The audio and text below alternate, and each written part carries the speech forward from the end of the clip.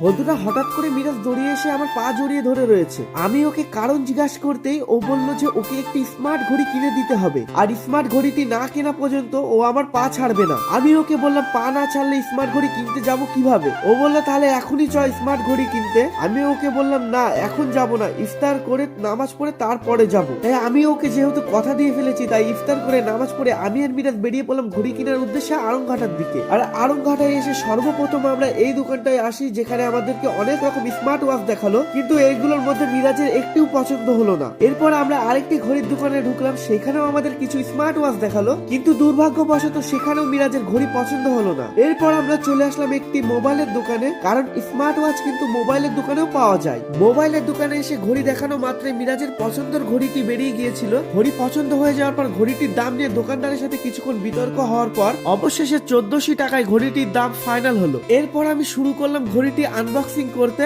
ঘড়িটি আনবক্সিং করে full setup করে মিরাজের হাতে পড়ার জন্য দিলাম। আর বন্ধুরা দেখো মিরাজের হাতে ঘড়িটি কত সুন্দর মানাচ্ছে, মিরাজ তো খুশিতে আত্মহারা হয়ে গিয়েছে। এরপর আমরা টাকা মিটিয়ে চলে গেলাম আরেকটি দোকানে ঘড়িটির উপরে একটি স্কিন প্রোটেকশন লাগানোর জন্য। এই দোকানে এসে দেখি মেশিং এর মাধ্যমে কি সুন্দর স্কিন প্রোটেকশন কাটছে। যতক্ষণ ঘড়িটির স্কিন প্রোটেকশনটি লাগানো হচ্ছে ততক্ষণে আমি তোমাদের কাছে একটি অনুরোধ করতে চাই, বন্ধুরা ভিডিওতে লাইক করতে কিন্তু কোনো টাকা লাগে না, কিন্তু তোমাদের একটি লাইকে আমাকে ভিডিও বানানোর জন্য আরো মোটিভেট করবে। তো বন্ধুরা স্ক্রিনটা লাগানো হয়ে যাওয়ার পরে আমরা দুই ভাই চললাম বাড়ির দিকে। তোমরা আরো ভিডিও দেখার জন্য আমার চ্যানেলটা সাবস্ক্রাইব করতে পারো। বাই।